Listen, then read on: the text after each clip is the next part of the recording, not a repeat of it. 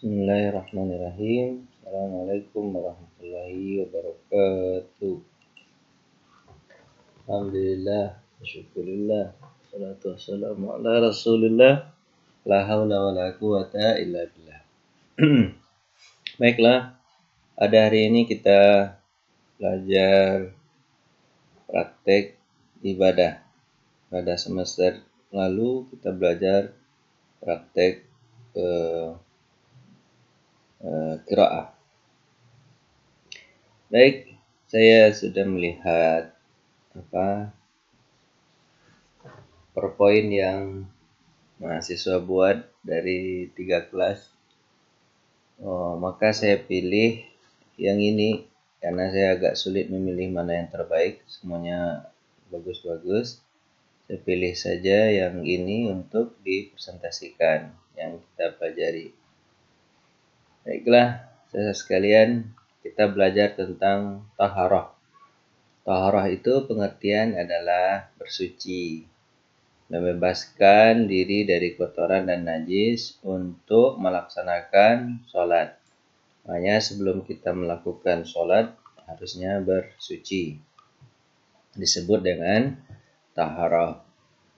Nanti akan dipelajari bagaimana cara bersucinya jika dalam keadaan berhadas kecil.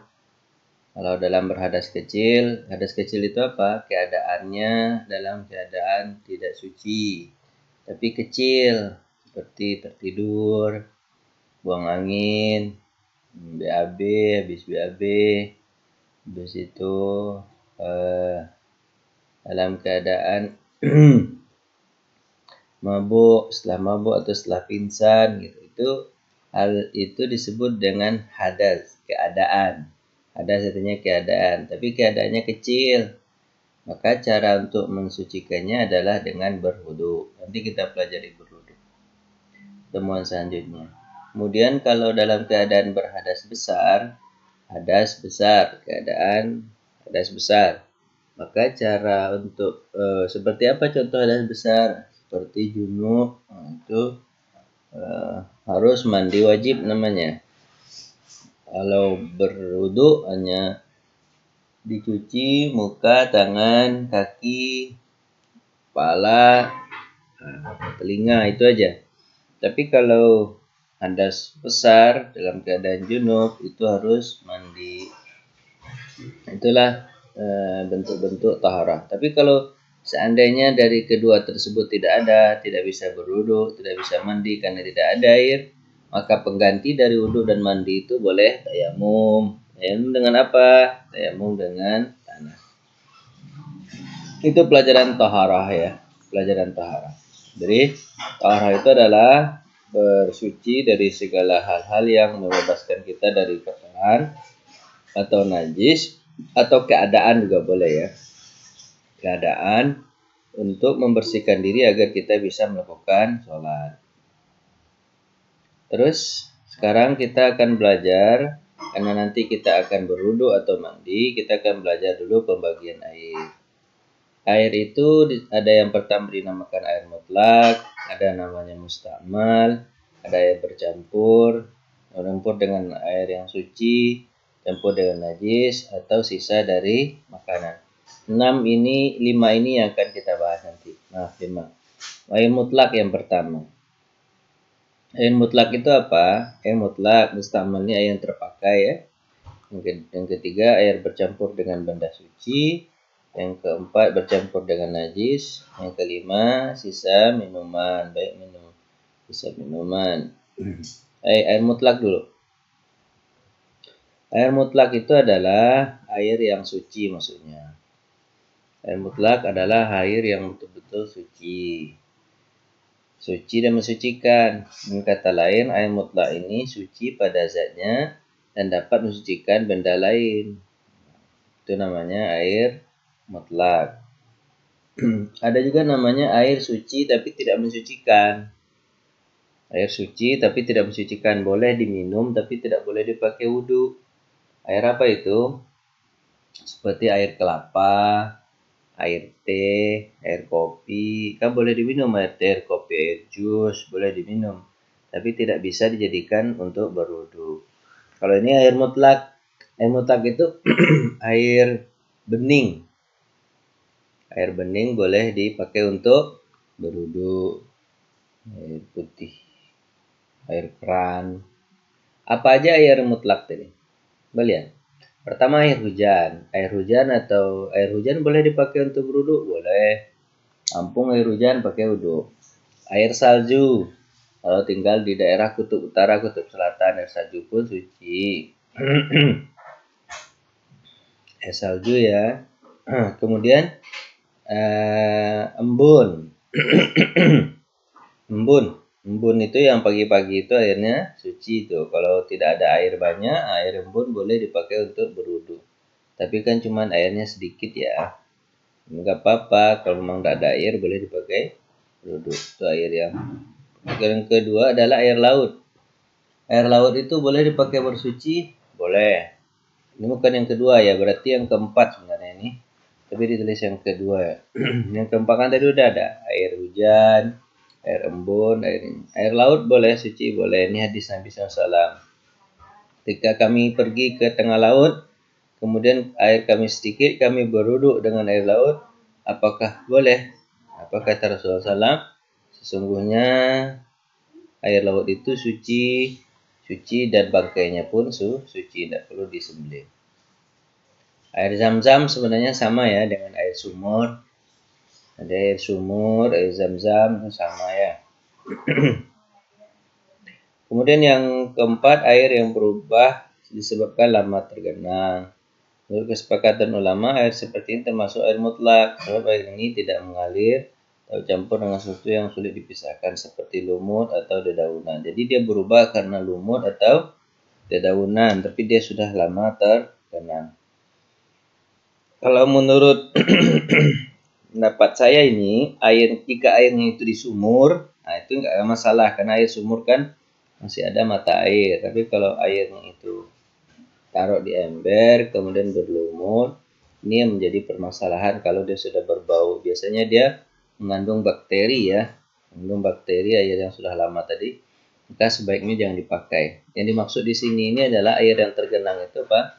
Air yang tergenang di sumur itu boleh dipakai. Tapi kalau tergenang di ember, ini tidak boleh dipakai jika seandainya berlumut atau berdaun. Kalau seandainya memang sudah berubah warnanya, seperti karena daun hijau jadi berubah jadi hijau dia bentuknya, maka itu biasanya mengandung bakteri atau ada jentik-jentik nyamuk kan misalnya. Nah, maka itu tidak dibolehkan lagi ya. Kecuali air sumur ya. Sumur kan ada mata air. Oke, sekarang pembagian air. Tadi yang kedua.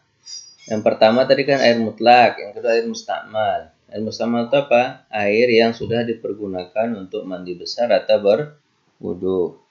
Hukum semacam ini adalah suci dapat digunakan untuk bersuci dan sebagaimana air mutlak tanpa ada perbedaan dari segi hukum. Sebenarnya pendapat Said Sabit yang menulis buku ini adalah beliau terlalu beliau agak menggampangkan. Kenapa? Karena mungkin beliau tinggal di daerah Arab jadi kurang air. Kalau baca buku lagi Sulaiman Rashid, air mustakmal ini, air yang sudah dipakai ini, dia sudah menjadi air yang tidak suci lagi. Misalnya air yang bekas mandi. Habis mandi, besok kita tampung, dialirkan ke bak lagi.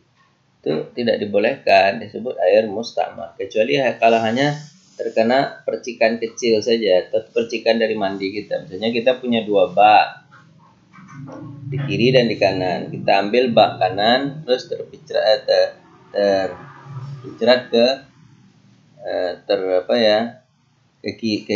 kiri. Nah, maka itu bukan disebut air mustakmal, kecipratan saja. Jadi masalah. Tapi kalau diambil, ditampung, bisa dipakai lagi, air mustakmal ini menjadi najis sebenarnya. Cuman saya begini membolehkan karena di daerahnya mungkin air sulit. Air yang bercampur dengan benda suci. Kalau bercampur dengan benda suci jadi masalah. Air mencampur dengan air mustakmal juga pokoknya. bercampur dengan benda suci. Tadi berarti yang ketiga ya. Pertama air mutlak, yang kedua air mustakmal, yang ketiga air yang bercampur dengan benda yang suci. Adapun air bercampur dengan benda yang suci seperti sabun, minyak zafaran, tepung, sebagainya, pada umumnya terpisah dari air, maka hukumnya tersebut tetap suci dan mensucikan selama masih masuk ke dalam kategori air mutlak. Tapi kalau sudah banyak betul sabunnya, sudah banyak betul wangi-wanginya, sudah berubah bentuk segala macamnya, itu menjadi najis. Tapi kalau hanya sedikit, tidak ada masalah. Ya. Terus air yang bercampur dengan najis. Sekarang bikin keempat, bercampur dengan benda najis. Air yang bercampur dengan benda najis ada dua macam. Jika najis yang ada dalam air tersebut merubah salah satu rasa, warna, bau, maka kesepakatan ulama maka tidak dapat digunakan pencuci. Berarti airnya sudah najis. Bercampur dengan najis, najis besar biasanya. Tapi kalau najis kecil cuman masuk cicak ke dalam bak mandi kita, buang aja cicaknya, kemudian duduk atau mandi, nggak apa-apa. Kan binatang yang tidak banyak darah gitu ya, lalat misalnya, cicak lah yang paling besar ya.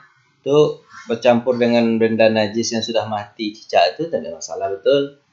Tapi kalau dia masuk itu adalah tikus, masuk itu adalah kucing mati, kucing ke dalam bak mandi kita, jadi najis. Tapi kalau kucing masuk ke dalam sumur, karena air sumur itu banyak dan tidak merubah rasa, angkat air kucingnya, tidak masalah, ya kan? Atau paling kurang begini, kalau masuk ke sumur dulu kan besar-besar ya, masuk ke sumur kucing gitu, ya diambil kucingnya, dibuang, terus ternyata air sumur berbau, tunggu aja sehari, nanti kan airnya berganti biasanya itu. Nah itu dibolehkan kayak gitu, udah suci lagi airnya.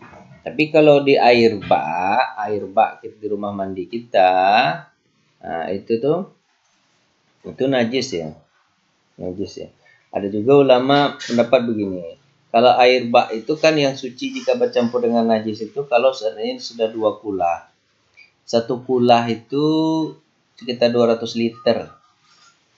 Kalau seandainya masuk tikus 2 kulah berarti 200 liter kali 2 berarti 400, dikeluarkan aja tikusnya sudah boleh, airnya kan banyak gitu, agak banyak gitu. Tapi kalau kurang dari 2 kulah, kurang dari 400 liter, maka harus dibuang airnya semuanya, ganti dengan yang baru. Nah, air tetap dalam status kemutlakannya jika ketiga sifat meliputi rasa, bau itu tidak nih. Perhatikan ini menandakan bahwa kalau airnya banyak, nggak ada masalah. Kalau sungai misalnya mati bangkai kerbau, nggak ada masalah. Duduk kita di situ. Misalkan jangan dekat-dekat dengan bangkai kerbau tersebut, nggak ada masalah. Ya. Nah, sisa minuman. Air bekas sisa minuman itu kan ada 2 tadi ya, sisa. Sekarang malah dibagi ada 2, ada yang binatang yang halal, ada binatang yang haram. Yang halal contohnya apa? Manusia, hewan yang halal dimakan, keledai, burung, binatang buas. Ini sudah masuk ke yang haram, ini kucing. Kucing haram juga kan dimakan, anjing, babi. Oke. Kalau ada air sisa manusia gimana? Sisa manusia dia minumnya langsung kepalanya ke bak mandi misalnya. Itu nggak ada masalah karena dia suci, ya kan, orang manusia suci. Atau air sisa hewan yang halal dagingnya seperti kambing, kerbau, itu juga suci airnya. Air sisa keledai atau burung, binatang buas, gitu kan, ini masih suci nih. Air minuman keledai, burung, atau binatang buas adalah suci. Adapun dalilnya, bolehkah kami berwuduk dengan air sisa minuman keledai? Menjawab boleh. Itu juga dengan sisa minuman seluruh binatang buas, Daruqutni dan Baihaqi. Jadi bolehkan ya. Yang tidak boleh itu adalah air sisa minuman kucing masih boleh. Air sisa minuman anjing dan babi ini yang tidak boleh nih. Jadi najis kan jadinya, harus dibuang semuanya. Nah, itu yang bisa kita sampaikan tentang bersuci. Baiklah, sekarang coba sebutkan air-air yang boleh Di GCR aja ya, sebutkan air-air yang boleh dibuat untuk bersuci. Jenis-jenis air, tulis saja komentarnya di tugas GCR. Pertanyaannya adalah tuliskan air-air yang boleh dipergunakan untuk bersuci. Terima kasih atas perhatian. Mohon maaf atas segala kurangan. Kita tutup dengan baca hamdalah. Alhamdulillahirabbil alamin. Assalamualaikum warahmatullahi wabarakatuh.